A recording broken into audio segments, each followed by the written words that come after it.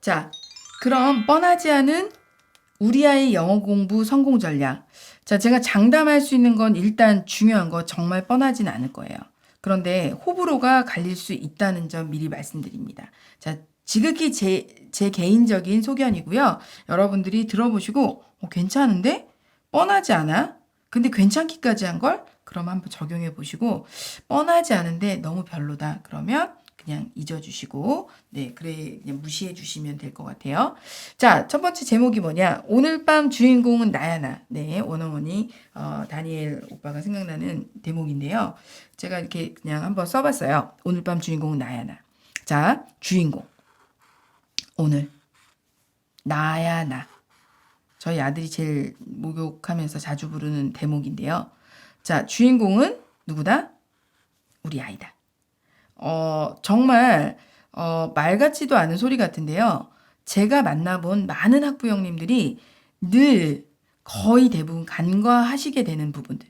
특별히 여러 교육 강연을 다녀오시면 더더욱 까먹게 되는 것. 이 문장인 것 같아요. 영어 공부에 있어서 오늘 밤은 아니고요. 영어 공부에 있어서 주인공은 우리 아이예요. 납니다. 우리 아이가 하는 소리예요. 자, 그런데 우리 아이가 주인공인데 주인공의 의견은 쏙 빠지고 원장님과 엄마 또는 다른 엄마들, 정보통 엄마들 있잖아요. 돼지 엄마들. 자, 다른 엄마들과 엄마. 야, 거기 보내니까 좋아. 우리 집에 보내가지고 막 우리 애 보내서 많이 올랐잖아. 그건 그 집의 사정이고요. 우리 아이는 또 다르게 생겼거든요. 자, 이런 식으로 어떤 교육 방식을 결정하는 데 있어서 아이가 빠지고 원장님과 엄마, 아빠와 엄마, 다른 엄마들과 엄마. 아빠도 여기 한번 써볼게요. 아빠와 엄마. 뭐 이런 기타 등등과의 관계들이 우리 아이의 영어 교육 방식을 결정하죠. 시기와 방식과 뭐 공부 시간, 뭐 책 다 결정됩니다. 거기서부터가 잘못된 거예요. 그래서 너무 뻔한 말일 수도 있어요. 근데 뻔해도 어쩔 수 없습니다. 저는 이거 뻔하지 않다고 생각해요. 우리가 정말 많이 간과하기 쉬운 게 이거거든요. 자, 아이하고 항상 상의해 주시기 바래요. 아이에게 학원 재밌었니? 오늘 뭐 배웠니?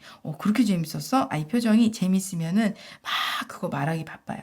오늘 뭘 했는데 선생님이 이랬는데 뭐 어쩌고 저쩌고 어떤 애가 뭐 했는데 아이가 할 말이 많아요. 그럼 재미있는 거예요. 엄마는 우리 아이에 대해서 아시잖아요. 대화를 나누세요. 자, 그래서 부모님들께서 필요한 건 뭐다? 바쁘시겠지만 아이에게 돈보다 비싼 학원보다 관심 가져주셔서 아이와 대화를 나누세요. 자주.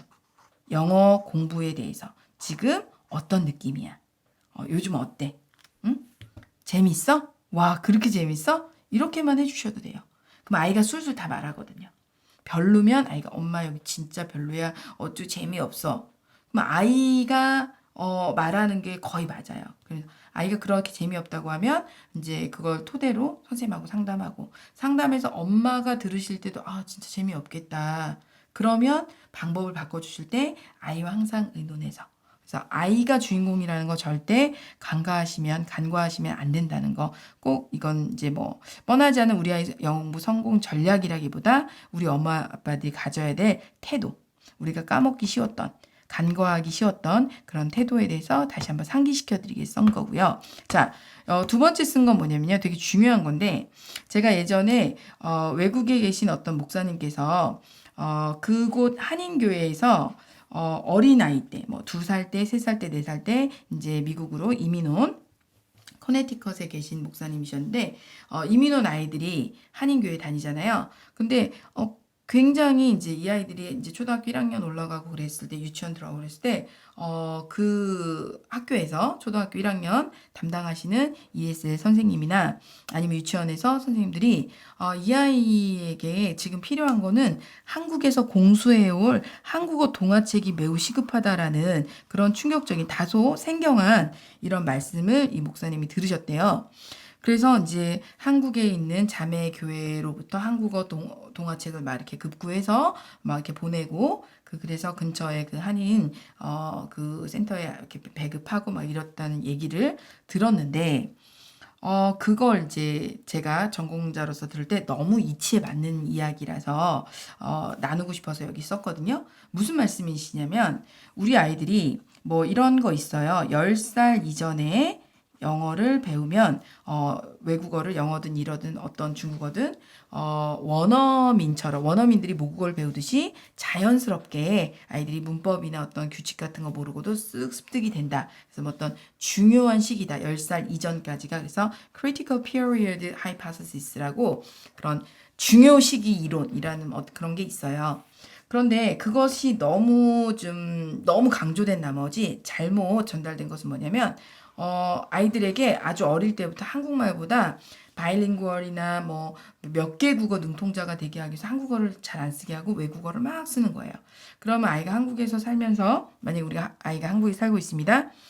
7, 8살이 됐는데 어떤 결과가 되냐면 영어 유치원 보내고 계속 영어로 수업하고 막 그렇습니다. 한국어의 키가 자라지 않아요. 그래서 한국어로 되게 간단한 표현들밖에 못해요. 근데 뭐 초등학교 1학년이 됐는데도 계속 영어로만 수업하는 학원을 보내고 막 그래요. 그래서 아이가 엄마가 집에서도 한국 못 쓰게 해요. 실제로 그런 집도 있죠. 되게 위험한 발상 같아요. 자, 외국에서 온 급한 편지가 한국어 동화책 보내주세요. 이 아이 한국어 실력이 있어야 영어로도 표현을 합니다. 7살, 8살 아이가 되게 영어 발음이 좋아요. 거기 2살 때 이제 이민 가고 그래서. 근데 한국어 실력이 뭐 5살 때 뭐 이민 갔다든가 뭐 6살 때 이민 갔다 아주 되게 한국어가 귀여운 한국어인 상태로 갔어요. 영어에 맞닥뜨리고 영어만 막 합니다. 그러면은 영어가 늘다가 갑자기 딱 어느 순간 멈추는 시기가 오는 거죠. 왜냐면 얘가 뭐 생각이 잘하고 추상적인 사고를 하고 그래서 고급적인 생각을 하고 그래서 자기가 할 말이 있어야 그것도 영어로 표현이 되는 건데 한국어가 부족한 상태가 되는 되게 이상한 현상이 생기는 거죠. 자, 근데 우리는 미국을 가지도 않았는데 한국에서 막 몰입교육, 영어만 쓰는 패턴, 뭐 이런 것들에 몰두한 나머지 우리가 한국어 동화책이 한국에서 시급한 경우도 있을 수 있다는 거예요. 그래서 저는 감히 말씀드리는데 조금 천천히 갈 수도 있어 보일 텐데요. 영어를 정말 잘하고 싶다면 일단 말을 잘하는 아이, 언어 감각이 있는 아이가 되면 결국 말을 잘하게 되면 영어도 결국 말이잖아요. 언어잖아요. 그래서 이 아이가 한국말로 나 이런 말 하고 싶다. 그런데 나중에 계속 영어를 우리가 공부해 나가잖아요. 그래서 영어를 뭐 초등학교 때 끝내고 더 이상 안 할 게 아니라 중학교 때는 좀 더 살을 붙이고 고등학교는 좀 더 살을 붙이고 대학교 때 되면 좀 더 고급적인 표현을 쓸 텐데 한국어 실력, 언어 능력, 추론 능력 이런 것들이 뒷받침되고 이런 것이 오히려 영어 공부의 날개를 다는데 반드시 필요한 거다. 그래서 영어를 잘하는 아이로 키우고 싶다. 그렇다면 한국어 실력이 먼저 선행되어야 된다. 우리는 어차피 EFL, 그러니까 영어로 ESL 상황이 아니에요. 그러니까 뭐 무슨 말씀이냐면 홍콩처럼 집에서는 홍콩말을 쓸 수도 있겠지만 뭐 학교나 공적인 상황에서는 다 영어를 쓰는 그런 상황이 아니라는 말이죠. 다 한국말을 쓰고 영어 시간, 학교에서 영어 시간도 한국말로 진행되죠. 원어민 선생님하고 하는 수업 시간에만 영어로 수업이 진행되는 아주 제한적인 그런 외국어 교육 상황이란 말이죠. 그래서 어쩔 수 없이 EFL, 그냥 foreign language로서 영어를 배우기 때문에 한국어가 오히려 영어 공부에 도움이 되게끔 하는 방법을 여러분들이 다소 뻔하지 않지만 생각해 보셔야 된다는 말씀을 감히 드립니다. 그래서 너무 영어로 된 원서 읽기, 그 원서의 내용을 파악할 수 없는 한국어 실력인데 원서만 계속 읽어 제끼는 거 다소 위험하다고 앞에서 말씀드렸잖아요. 네, 그거랑 같은 맥락이라고 생각하시면 됩니다. 그래서 영어를 잘하는 것도 중요하지만 결국 한국인으로서 외국 사람들하고 얘기할 때 한국에 관한 이야기를 설명해야 되고 한국 사람에 대한 어떤 뭐 생각을 전해야 되잖아요. 그러니까 어떤 사고력, 한국 사람으로서의 생각, 한국인으로서의 말의 능력 같이 길러나가야 된다는 말씀을 꼭 드립니다. 오케이. 자,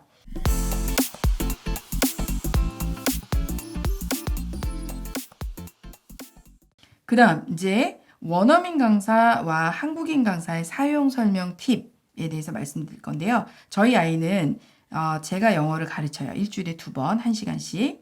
그리고 저희 아이는 이제 이거 말을 해도 되는지 모르겠지만 잉글리시 에그라는 교재를 제가 한 3, 4살 때 전 시리즈를 다 사놨었어요. 한 번도 안 보다가 지금 초등학교 2학년이 되는 올해 겨울방학 1월 달부터 가르쳤는데요. 잉글리시 에그라는 교재가 저는 개인적으로 굉장히 좋아요. 오센틱한 상황들이고 그것이 재밌게 노래와 춤으로 이제 여러 가지 멀티미디어에 기반해서 되어 있는데 이제 한국인 강사인 제가 잉글리시 에그 교재를 가지고 수업을 합니다. 노래도 불러주고 그리고 이제 디벨롭해서 문장을 확장시키기도 하고 뭐 거기에 나오는 색깔이 있으면 색깔도 한번 쫙 공부해보고 색깔도 뭐 색깔들을 뭐 이렇게 붙여보고 뭐 이런 뭐 액티비티도 하면서 이런 수업을 합니다. 자, 원어민 강사 수업을 일주일에 한 번씩 듣습니다. 2대1로 이제 학생 2명, 친구 2명, 친구 1명하고 저희 아이랑 원어민 선생님 수업을 일주일에 한 번씩 1시간씩 들어요. 이것도 한 5개월 된 것 같아요. 자, 처음에는 원어민 선생님이 한국말 못하시거든요. 처음에는 아이들이 뭔 소리인지도 모르고 선생님하고 막 게임을 하는데 지금 5개월이 됐어요. 이제 선생님 성함이 데이비드인데 아이들이 지금 밖에서 들으면 깔깔깔 웃고 데이비드 선생님과 게임을 합니다. 근데 그 게임은 5개월 전부터 한 거예요. 예를 들어서 만약에 뭐 숫자를 배운다 그러면 숫자 카드를 갖고 있고 게임을 하는 거예요. 카드 게임으로. Do you have 7? 그러면 아이가 No. 그러면 your turn. 그러면 뭐 우리 아이가 데이비드는 David, do you have 6? 그러면 No. 뭐 이러면서 이런 게임을 해요. 나중에 뭐 옷을 배워요. 그러면 뭐 cap, 뭐 hat, hoodie, sunglasses, gloves, 뭐 여러 scarf, 뭐 여러 가지 뭐 이런 뭐 옷에 대한 걸 배웁니다. 또 옷 카드를 가지고 또 게임을 해요. Do you have game이라는 거를. 그러면서 자연스럽게 Do you have? Yes, I do. No, I don't. 뭐 Do you? 뭐 이런 식으로 서로 묻고 답하는 것이 자연스럽게 5개월 동안 익숙해져요. 그래서 어휘를 배우면서 아주 똑같은 비슷한 게임을 가지고 선생님하고 계속 뭐 여러 번 반복을 하는데 아까 제가 말씀드렸잖아요. 타블로가 하루에게 What's your favorite? 어쩌고 저쩌고를 계속 물어보면서 대화를 이어나가고 웃고 하는 거 말씀드렸잖아요. 원어민 강사 수업을 여러분들이 이용하실 때 진도를 뺀다, 책 진도를 나간다 이렇게 접근하시면 좀 안 좋은 것 같아요. 원어민 강사 선생님의 최장점이 뭐냐면 영어를 쓸 수 있는 상황을 만들어준다는 거죠. 그래서 그 영어를 쓸 때 저희 아이가 요즘에 맨날 쓰는 말이 That's very good. 되게 막 오글거리게 That's very good 이래요. 이유가 뭐냐면 선생님이 뭐 어쩌고 저쩌고 하면 That's very fantastic. That's fantastic. That's very good. 이 표현을 되게 잘 쓰세요.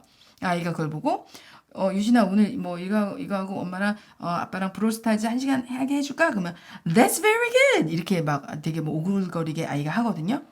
그렇게 익히는 거예요. 그 표정, 그 억양, 그 제스처. 그래서 원어민 강사 수업은 진도를 빼는 게 아니라 영어를 사용하고 맛보고 느껴보고 만져보고 원어민 선생님의 살냄새를 맡아보고 원어민 선생님 위에 목마루 타보고 같이 웃어보고 David, David, David 이렇게 언제 불러보겠어요. 그래서 저는 이 선생님하고 인연이 가능하다면 다우스마이 때문에 6학년 때까지 계속 이렇게 일주일에 한 번씩 영어에 이 선생님하고 노출을 시켜서 자연스럽게 그때 되면 어떤 굉장히 괜찮은 그림이 그려질 거라고 생각을 하거든요. 그래서 여러분들이 원어민 강사 선생님 수업을 듣게 하고 싶다라고 생각하시면 너무 지나치게 비용이 좀 비싸잖아요. 너무 지나치게 자주 하실 필요 없고요. 그냥 일주일에 한 번씩 길게 그리고 그때 무슨 학습을 한다라기보다 원어민 선생님하고 노는 거예요. 우리 아이가 만약에 되게 축구 프리미어리그 광팬이다, 덕후다. 그럼 선생님한테 그런 걸 말씀하세요. 우리 아이는 축구를 되게 좋아한다. 일주일에 한 번씩 선생님하고 프리미어리그를 보는 거죠. 그래서 저 선수는 어쩌고 저쩌고. 요번 팀은 뭐 팀 구성이 어쨌네 저쨌네. 요번에 누가 이길 것 같네 어쨌네. 패스가 좋았네 어쨌네. 그래서 계속 떠드는 거예요. 1시간 동안 축구 경기를 하나씩 보는 거예요. 일주일에 한 번씩. 얼마나 좋은 수업입니까? 자, 원어민 강사와의 수업은 확실히 영어를 가지고 노는 거다.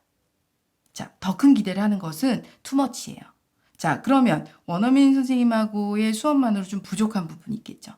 아이가 뭐 단어도 좀 빨리 늘리고 싶고 뭐 이렇다. 그러면 한국인 강사 선생님이 원어민 강사 선생님의 수업의 진도와 비슷하게 좀 더 expansion, 양을 늘리는 거죠. 원어민 강사 선생님하고 오늘 옷에 대해서 요즘에 배운다. 그러면 한국인 강사 선생님도 요즘에 옷을 하는 거예요. 옷에 대해서 아이들이 한국인 강사, 즉 저랑 수업을 할 때 어떠냐면 좀 편하죠. 한국말이니까. 그리고 같은 한국이니까 좀 더 재밌게 액티비티를 만들 수 있어요. 그래서 더 많이 웃게. 그리고 아이들, 원어민 선생님하고 수업하러 갔을 때 나 좀 자신 있을 것 같아. 이런 걸 심어주고, 원어민 선생님하고 했던 게 이런 거구나. 그때 내가 못 알아들었던 단어가 이거구나. 이런 걸 풀어주게 해주는 거죠. 그래서 저는 개인적으로 저희 아이에게 쓰는 방법은 이렇게 트윈, 네, 듀얼 웨이로 이제 아이에게 해나갈 생각이에요. 이제 제가 영어 선생님이니까 초등학교 6년 동안 영어학원 보낼 건 아니고요. 제가 직접 가르칠 생각인데 저는 한국인 강사로서 서포트를 하고 원어민 강사 선생님의 어떤 커리큘럼에 맞춰서 제가 그걸 이제 서포트하는 과정인데 여러분들도 같이 이런 방식을 응용해 보시면 참 좋을 것 같아요. 엄마표 영어도 좋고요. 아니면 집 앞에 있는 뭐 작은 공부방도 괜찮고요. 굳이 비싼 어학원 뭐 여력 되시고 뭐 좋은 프로그램이 있고 마음에 드시면 가시면 좋은데 여기서 제일 중요한 건 뭐다? 제가 겪어본 어학원 유명 어학원일수록 아이들보다는 엄마들의 만족도를 의식하시거든요. 그래서 아이들이 힘들어하고 엄마들은 뿌듯해하시는. 그러다가 나중에 아이들이 도저히 못 견디겠다. 도저히 다니시겠다. 원형 탈모까지 오거든요. 그럼 엄마가 슬그머니 그 학원을 그만두고 동네에 후져 보였던 아이가 정말 그래 너 여기 나가면 어디 갈 거야? 엄마 그 B학원. 내 친구들 아직도 거기서 다니는데 되게 재밌대. 그렇게 그 B학원, 후져 보여서 안 보내려고 했던 그 B학원을 조용히 보내시는 거예요. 처음부터 B학원을 보냈으면 얼마나 좋았을까요? 이런 생각을 제가 이제 학원 운영하면서 저희는 학원 운영할 때 첫 상담을 이전 학원의 교재를 다 가지고 와서 분석해 드리는 걸로 시작을 했었거든요. 그러다 보니까 뭐 큰 어학원의 커리큘럼, 교재 그런 걸 다 알게 되었죠. 그러면서 아이가 공부를 되게 잘했는데 요즘 영어가 되게 싫어졌다. 커리큘럼이 말해줍니다. 점점 커리큘럼이 이제 업그레이드가 될수록 그레이드가 업 될수록 재미없어지고 아이가 6학년인데 뭐 토플 교재를 합니다. 재미없죠. 재미가 있을 수 없죠. 그러니까 지금 단계가 높아진다고 레벨업이 된다고 좋은 게 아니에요. 아이의 어떤 아까 말씀드렸죠. 한국어 실력, 그다음에 아이의 흥미 이거랑 전혀 반대되게 레벨업이 됩니다. 그러면 오히려 영어가 되게 재밌다. 5학년 때까지 되게 재밌게 하다가 6학년 때 갑자기 영어가 싫어져요. 원형 탈모 오고. 그러니까 어머님들이 꼭 기억하셔야 될 부분이에요. 초등 영어 1학년부터 6학년까지 뭐 6학년, 5학년 때 뭐 중등 준비하셔야 돼요. 요즘 중학교 1학년 시험 안 보잖아요. 중학교 1학년 되는 1월부터 중학교 영어 공부 시작하셔도 돼요. 6학년 아직 교복 입기 전까지는 재미라는 요소가 가장 크다. 잊지 마시길 바랍니다. 자, 마지막으로요. 좀 이렇게 진짜 뻔하지 않는데 진짜 싫어하시는 분들도 있을 것 같아요. 제가 아이들에게 지금 한국인 강사 저희 아이들 초등학교 2학년 아이들 대문자를 배웠고 소문자를 배웠어요. 근데 소문자를 아이들에게 익히게 하기 위해서 어떻게 할까요? 대부분 단어를 이렇게 쓰게 하죠. 근데 저는 단어를 쓰게 하지 않고요. 일단 원어민 선생님 수업에서 단어 쓰는 숙제가 당연히 없죠. 숙제 자체가 없어요. 그냥 Hello, hi, it's good to see you again 이렇게 하면서 그냥 1시간 동안 놀다가 깔깔거리고 웃다가 가는 거거든요. 근데 한국인 강사인 제 수업에도 막 몇 번씩 써오고 10번씩 써오고 파닉스 막 외우고 이런 게 거의 없어요. 근데 어떤 게 있냐면 예를 들어서 우리가 야채를 배웠다. 뭐 야채가 나왔어요. 잉글리시 에그 하는데 예를 들어서 뭐 어떤 아이들이 나오는데 뭐 wow, 뭐 I'm hungry too. 뭐 딸기를 들고 나요. 뭐 오, strawberry. 그러면 one for me, two for you. 뭐 wow, good. 뭐 이런 대화가 막 이어져요. 그다음 넘어가면 bananas. 뭐 one for me, two for you. 그러면 뭐 cool. 뭐 이런 대화가 아주 반복적인 대화가 막 이렇게 이어집니다. 아무튼 그 짧은 동화책에 과일과 야채가 막 나와요. 과일이 나와요. 그러면 저는 이제 수업 시간에 어떻게 액티비티를 확장시키냐면 과일을 인터넷에서 한 20몇 가지를 이제 다운받아서 그 과일에 보면은 뭐 용과도 있어요. 드래곤 프루트도 있고 뭐 파파야도 있고 플럼도 있고. 그러니까 초등학교 2학년이 한국말로는 알만하지만 영어로는 되게 어려울 만한 것까지 쫙 조사를 해요. 그리고 아이들한테 숙제를 줘요. 아, 제가 그거 갖고 왔으면 좋았을 텐데. 저쪽에 있는데 제가 지금 안 갖고 왔네요.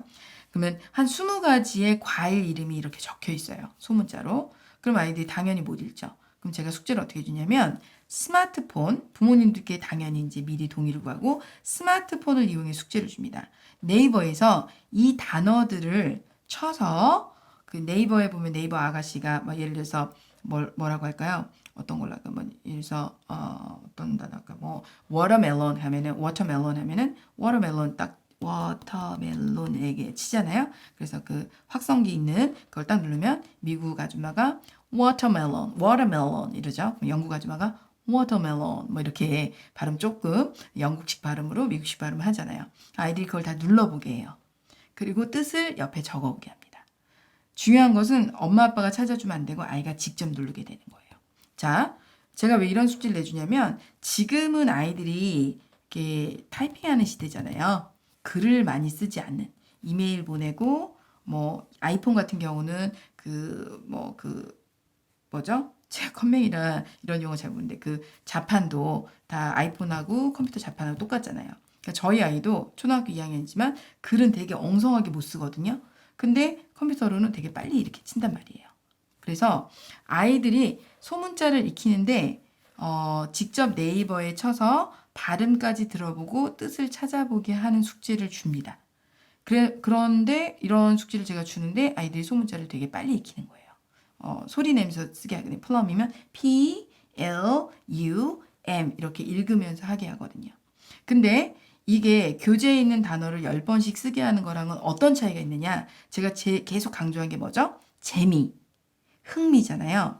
아이들은 다음 시간에 이걸로 누가 틀리지 않게 빨리 읽고 뜻 말하게 하는 거 내기할 거야. 팀플 할 거야. 개인 플레이 할 거야. 그러면 이 아이들은 이걸 그냥 게임으로 본단 말이에요.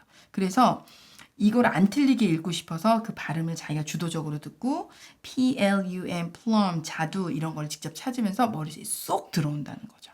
그래서 지금 같이 수업을 듣는 엄마들도 만족도가 되게 높으세요. 왜? 제가 항상 물어보거든요. 단톡방이 있어요.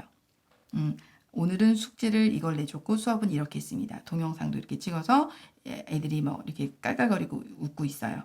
그런 걸 막 보내드리고 집에서도 물어보시라고 애들이 오늘 재밌었는지 어쩐지 이런 소통 그런 것들이 되게 중요한 것 같아요. 이제 어머님들이 혹시 아이들한테 안 물어볼까가 안 물어보실까봐 제가 이렇게 보내는 건데 스마트폰도 잘 이용하면 유튜브에 예를 들어서 뭐 레고 조작하는 게 있는데 우리 아이가 레고를 되게 좋아한다. 그럼 그 아이가 레고 조작하는 아이가 영어로 설명하면서 레고를 가지고 어쩌고저쩌고 할 거 아니에요? 그걸 보는 것 영어 공부하려고 본 건 아니지만 자연스럽게 영어 공부가 되는 거죠.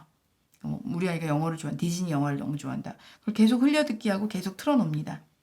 자연스럽게 듣기가 되는 거죠.